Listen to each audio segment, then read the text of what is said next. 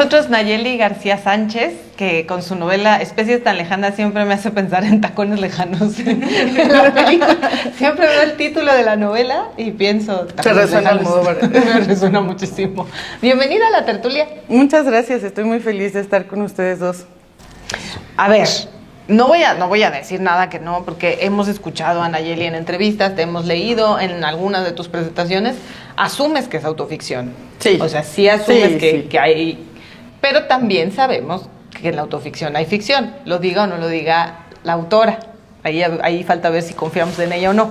Pero bueno, pensemos que confiamos en ella. Yo nunca confío en los autores. Por eso Okay. pensemos que confiamos. Bueno, pensemos nosotros que confiamos en ella. ¿Por qué confesar la parte autobiográfica? Creo que le da una autenticidad y algo genuino con lo que la gente puede conectar mejor. Me he encontrado en presentaciones con este momento bastante terapéutico y catártico donde la gente te empieza a contar historias similares a las que tú narraste. Y creo que mi escucha hacia ellos ocurre desde otro lado si les digo, esto es real, ¿no? Hay una emoción real, hay un núcleo autobiográfico completamente, pero está trasvasado en la ficción. O sea, todo lo que pueda haber, las emociones que pueda despertar este texto, sí obedece a una técnica y no a que realmente yo di mi verdad más profunda, ¿no? Ahora, tienes un narrador en primera súper subjetivo, es como un exceso de subjetividad ese narrador, sobre todo a la hora en que califica sus relaciones, la relación con Jacobo, con la madre, con el padre, esa no relación, etcétera, etcétera. ¿De qué te servía que fuera tan subjetivo? Hay un vestigio en esa subjetividad que es un personaje que borré en uno de las reescrituras. La reescribí por completo 3 veces, ¿no? La primera tirada era un narrador en tercera, un viaje en carretera, había un road trip, literalmente escenas que ocurrían en la carretera, y después en este ejercicio de sinceridad dije, bueno, pero si yo ni sé manejar.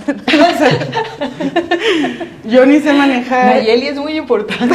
Sí, tengo que aprender. Y no es difícil. No sé manejar y no sé nadar. O sea, en el apocalipsis déjenme. Ya, bye. Sí. Sálvense ustedes. Sálvense ustedes, continúen.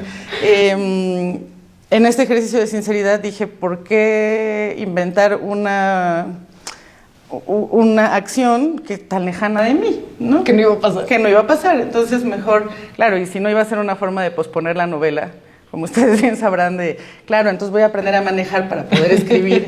Andar en bici, sí.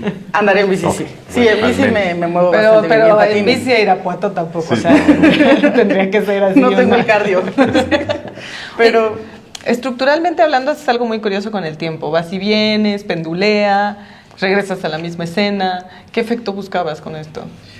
Buscaba hacer la estructura de una telaraña, Mayra, como de una telaraña de órbita. Hay varios tipos de telarañas y hay unas que son las que todos hemos visto alguna vez en un jardín, que tienen esta especie de asterisco estructural y luego una espiral alrededor.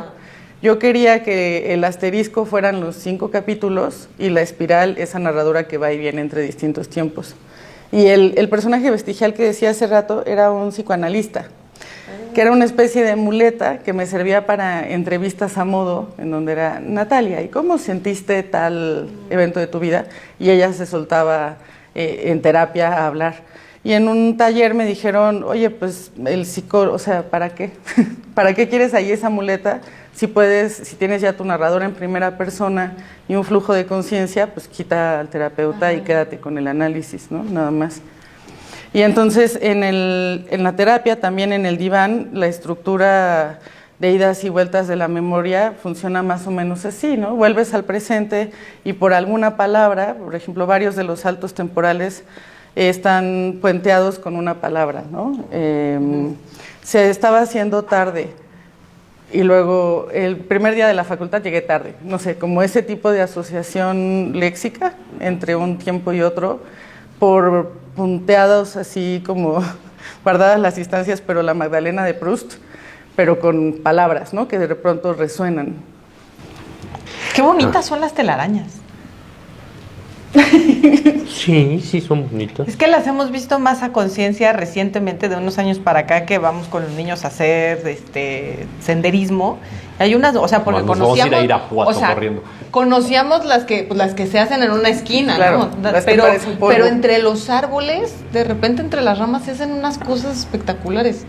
Es muy O sea, preciosas. No, Y luego ya ves a la y el arañona ahí. proceso de hacerla es súper complejo. Ya, o sea. El Ahorita hablaremos proceso de la arañas. primera línea. Ahorita seguiremos con las arañas. Nayeli, la maternidad y la paternidad están en conflicto con tu personaje en dos sentidos prácticamente opuestos. El padre por ausente, la madre quizá por exceso de presencia. Y de pronto parece que se revierte el reclamo, porque evidentemente al padre no se le puede reclamar nada, porque la novela trata de que lo buscan, ¿no? Y la madre sí, ¿no? Entonces de pronto parece que hay como demasiados reclamos hacia pues la única persona que está. Sí, le toca hacer, eso es bastante biográfico, por ejemplo. A mi mamá le tocó recibir todos los elogios de las buenas calificaciones y todos los reclamos de cualquier trauma que yo puedo tener en el pasado o en el futuro. Es culpa de ella lo sabe. Y en la novela me funcionaba bien tener este personaje hiper presente que es la madre, no tanto por ella misma, sino por la idea que tiene la narradora de ella, ¿no? Y por la relación que establece, que está buscando su aprobación, pero en negativo, ¿no? Está buscando casi que qué le molesta a la mamá para ir y hacerlo. Y entonces de alguna manera pues subordina sus decisiones a esa relación.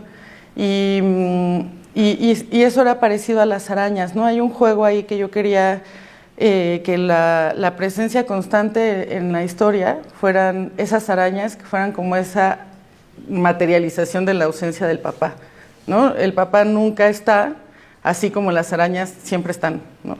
Y por otro lado, la madre de Natalia, que es intrusiva, pero no tanto como ella lo narra, ahí creo que ella es una narradora poco confiable, porque en realidad la mamá, si la lees separada de las opiniones de Natalia, pues no es tan mala, o sea, no es metiche, solo da su opinión, dice, no me parece, ¿para qué vas a hacer esto? Y es Natalia la que le suma, le dobla la apuesta, ¿no? Diciendo, siempre me quieres controlar, nunca has estado de acuerdo conmigo, como con esta paranoia terrorífica, que también tiene su correlación en las arañas, ¿no? En este miedo irracional, pero muy corporal que sentimos cuando vemos cualquier tipo de alimaña, que decimos, estoy en riesgo, aunque la alimaña esté haciendo sus cosas, ¿no? Yo no estoy de acuerdo contigo en que digas irracional. Es muy racional. Claro. En su caso, sí. Tengo miedo racionalmente. Luego pasa el dato del psicoanálisis. Absolutamente todos los días. Acá sí viene a cuento. Oye, en esto que nos contestabas de la forma en la que se relaciona o no con sus padres, o que se relaciona en presencia y en ausencia, en alguna medida también se prefigura la manera en la que va a terminar relacionándose con Jacobo, porque además él es hiperpragmático, ella dice que él es hiperpragmático, pero ella también. Claro, ella finalmente tiene una formación científica, ¿no? Busca el camino más corto, busca lo útil, ¿no? Y está bastante conflictuada por querer resolver algo que en realidad no tiene utilidad. Incluso la ausencia de ese padre, pues la sufrió porque deseaba tenerlo, pero no hubo un momento clave en donde mamá muere, por ejemplo, y dices, aquí me hubiera servido, ¿no? Y entonces creo que una pareja tan racional como Jacobo ayudaba también a iluminar todo el desborde emocional que le generaba a Natalia esta noticia.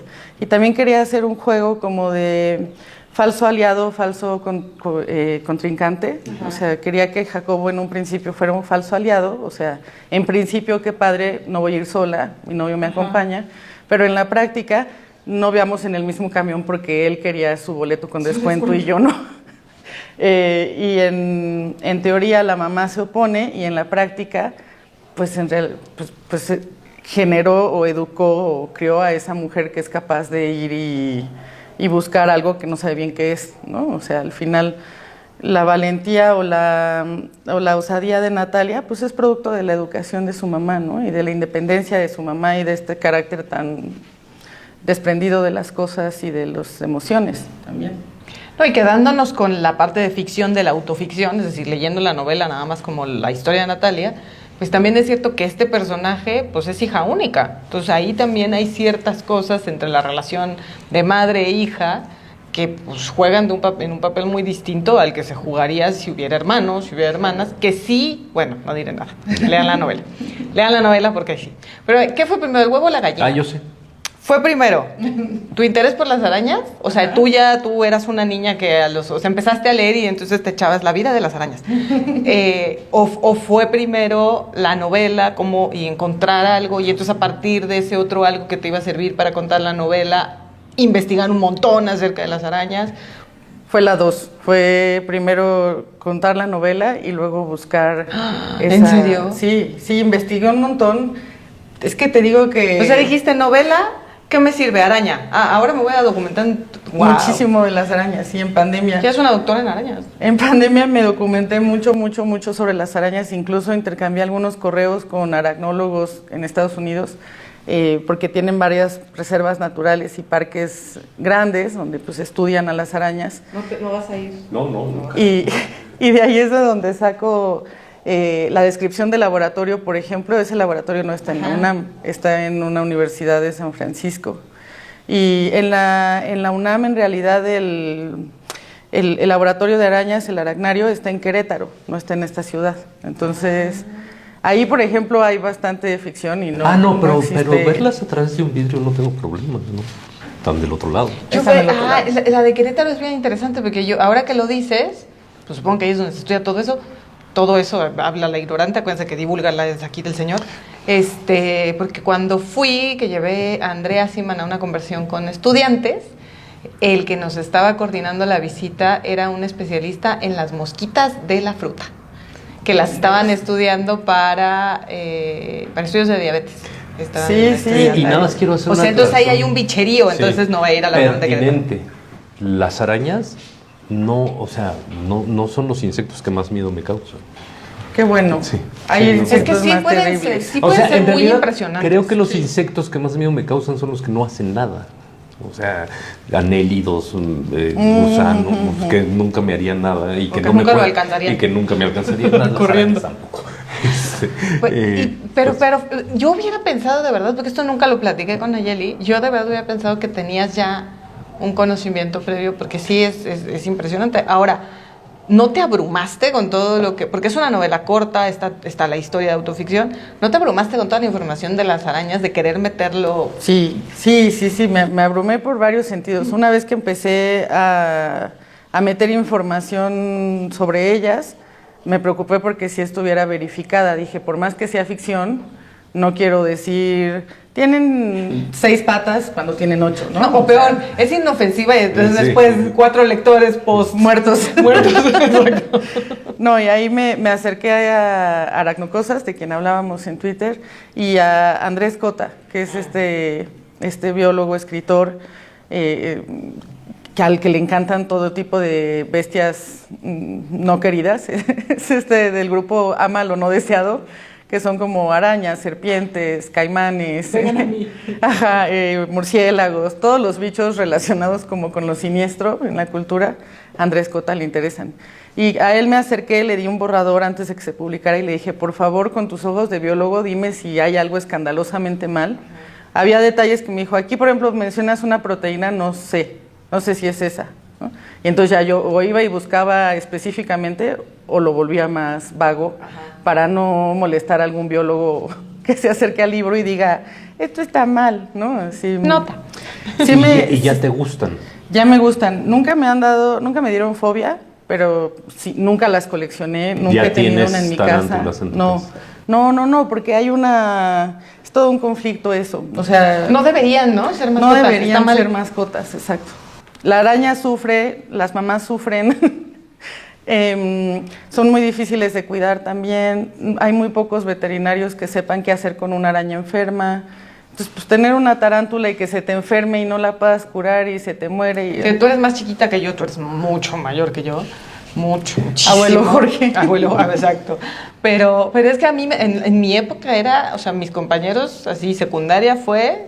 Todos su tarántula. Todos su tarántula. Pero nadie pensaba en curarlas. Pues se enferman. Se mueren. Ay, ¿no? no. Ay, pobrecitas. Pues sí, pero... Sí, pero... Pues life is life. Life is life. ¿Hay alguna posibilidad de tener, o sea, sí hay una forma ética de tenerlas, como hay una forma ética pero ilegal de tener ajolotes en casa? Ajá. Que es contactar con un santuario o con una universidad, por ejemplo, Juriquilla en Querétaro, y decirles yo la voy a monitorear, ¿no? O sea, voy a tenerla en mi casa y la voy a cuidar. Sería como extensión del estudio que se esté Sería como extensión del estudio. Y los ajolotes me perturban más. Los ajolotes son muy perturbadores, viven Mucho, en un estado muchísimo. adolescente toda su vida. No, pero además es...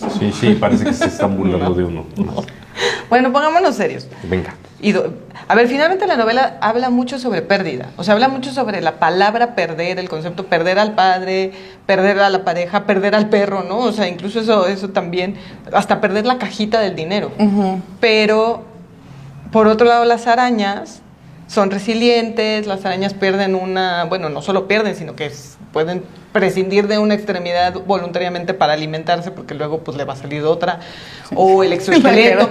O sea, es decir, hay como un tema de resiliencia muy importante en las arañas, mientras a lo largo de la novela se habla sobre una constante pérdida, que a veces Natalia también parece que está ahí para perder, o sea, como que dice, ¿qué hago hoy para perder algo? O sea, Claro, las arañas tienen algo de ser muy desprendidas, ¿no? Al final, lo que tú dices, son resilientes. Si se les vuela una telaraña por una tormenta o porque alguien pasó, la vuelven a hacer sin ningún problema. Después de ese trabajar y no les consume, le consume más energía a la araña correr, por ejemplo, porque se mueven por hidrolocomoción. Entonces necesitan estar muy hidratadas para desplazarse rápidamente. Le pesa más eso que volver a tejer su telaraña, que es una seda que ella está generando todo el tiempo. Claro. Entonces también fíjate que no había reparado tanto en esa oposición entre Natalia, la que todo lo pierde, y las arañas que todo lo recuperan de alguna manera. Pero me gusta como explicación obsesiva más bien como explicación de la obsesión de ella, ¿no? De por qué obsesionarte con un bicho a todas luces es agradable. Nayeli, aquí en la tertulia decimos que es el espacio donde se comparten las manías de un lector. Como lectora, ¿cuáles son tus manías? Doblo las esquinas de los libros muchísimo. No ha tocado, pero si me prestan un libro probablemente verán que desdoblé una orilla porque ya la había yo doblado. Toda la noche en la plancha. Subrayar también. Es irreversible el proceso. Es irreversible, ya queda marcado. Sí. Subrayar y anotar con lápiz. No me gustan los marcatextos, por ejemplo, para leer. Y en un sentido más profundo, me gusta mucho releer, ¿no? O sea, hay 3, 4 libros a los que vuelvo obsesivamente por temporadas. ¿Sí? Vuelvo mucho, por ejemplo, mientras escribía volví mucho a Drácula, aunque la estructura no se parece, el tema no se parece. Sí hay unas arañas en Drácula, pero me gustaba mucho el sentido como de búsqueda que emprenden Mina Harker Mina y Van Helsing y todo el grupito que se arma, que están tratando de llegar en tren mientras Drácula va viajando por mar, ¿no? Como esa persecución y esa literatura del traslado supongo que me resonaba. Nunca me abandones, de Kazuo Ishiguro, también el tono de la narradora en primera persona, que no es precisamente humana, también me gustaba como para entrar en cierta sintonía. Ahora, música para leer, prácticamente nunca escucho nada. Para leer, me distraigo.